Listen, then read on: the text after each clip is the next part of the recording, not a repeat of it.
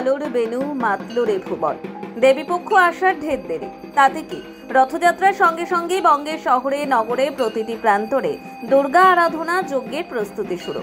সর্বজনীন দুর্গোৎসবে কোথাও খুঁটি পুজো, আবার বনেদি বাড়ির পুজোয় কাঠামো পুজোর মধ্যে দিয়ে সুভাষে যেন এসে পড়েছে বাঙালির সর্বশ্রেষ্ঠ উৎসব দুর্গা পুজো। দিকে দিকে সাজো সাজো রব। উত্তর 24 পরগনা সীমান্ত শহর টাকির দুর্গোৎসবও দুর্গাপুজো উদযাপন সম্পূর্ণ ভিন্ন মাত্রার ও বঙ্গ সংস্কৃতির ঐতিহ্যবাহী। আজ থেকে 5 শতাধিক বছর আগে রাজা কংস নারায়ণ অখণ্ড বঙ্গে যে দুর্গাপুজোর আহ্বান করেছিলেন, টাকিতে সেই পুজো উদযাপন হয়ে আসছে অনন্য আঙ্গিকে। টাকিতে জমিদার বাড়ি ও রাজবাড়িগুলোতেও রথযাত্রার সঙ্গে সঙ্গে লেগেছে দুর্গাপুজোর ছোঁয়া। এবারও কাঠামো পুজোর মধ্যে দিয়ে শারদোৎসবে ঢাকে কাঠি পড়ল টাকি পুবের রাজবাড়িতে।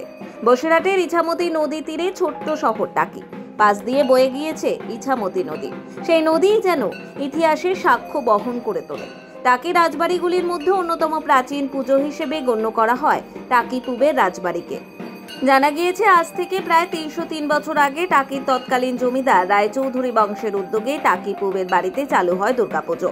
সময়ের সঙ্গে সঙ্গে মলিন হয়েছে পুবের রাজবাড়ির দেওয়াল, নোনা ধরেছে ইটগুলিতে, কিন্তু পুজোর ঐতিহ্যে একটুও চির ধরেনি সেই দুর্গাপুজোর। আর সেই দুর্গাপুজোর কাঠামো পুজো হলো আষাঢ় মাসের রথের দিন। এদিন সকাল থেকে টাকি পুবের বাড়ি ঠাকুর দালানে কাঠামো পুজো শুরু করেন স্থানীয় পুরোহিত। এই রাজবাড়ির বর্তমান কর্ণধার শর্মিষ্ঠা ঘোষের উদ্যোগে এক অনিন্দ্য সুন্দর পরিবেশের সৃষ্টি হয় কাঠামো পুজোয়। তিনি বলেন, যে কাঠামোর উপরে ঠাকুর নির্মিত হয় রথের দিন, সেই কাঠামো পুজোর মধ্যে দিয়ে দুর্গাপুজো এক প্রকার শুরু হয়ে গেল টাকিতে। শুধুমাত্র বাবলা গাছের কাঠ দিয়েই এই কাঠামো তৈরি হয়।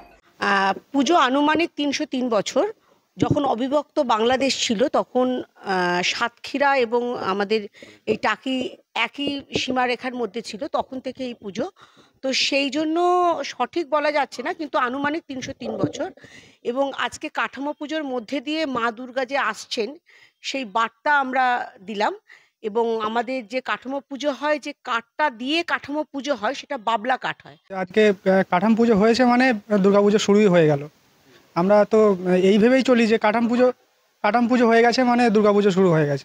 পরিকল্পনা বলতে এখন থেকে শুরু হবে, মানে কিভাবে আমাদের পুজোটা এগিয়ে নিয়ে যাব, কিভাবে আমরা, যেহেতু এটা জমিদার বাড়ি, তো সেই হিসাবে আমাদের টাকির একটা ঐতিহ্য এখানে তো লুকিয়ে আছে। তো আমরা চেষ্টা করব যে যেন ঐতিহ্যটা সঙ্গে আমাদের পুজোটা যাতে ভালোভাবে হতে পারে, বা পুরনো যুগের সঙ্গে তাল মিলিয়ে যাতে আমরা পুজোটা আরও ভালোভাবে করতে পারি। কাঠামো পুজোর শেষে ওই বাবলা গাছের গুড়ি থেকে এক টুকরো কাঠ কেটে রেখে দেওয়া হয়।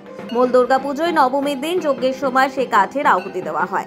কাঠামো পুজোর সাথে চলল দেদার প্রসাদ বিতরণ। ফল ও মিষ্টি সহযোগে নির্মিত প্রসাদ বিতরণ করা হয় টাকির বাসিন্দাদের মধ্যে। কাঠামো পুজোর মধ্যে দিয়ে টাকির ঐতিহ্যবাহী রাজবাড়িতে মাতৃবন্দনার প্রস্তুতি। দিন গোনা শুরু উমা মায়ের মর্তে আগমনের। নোবেল বাংলা।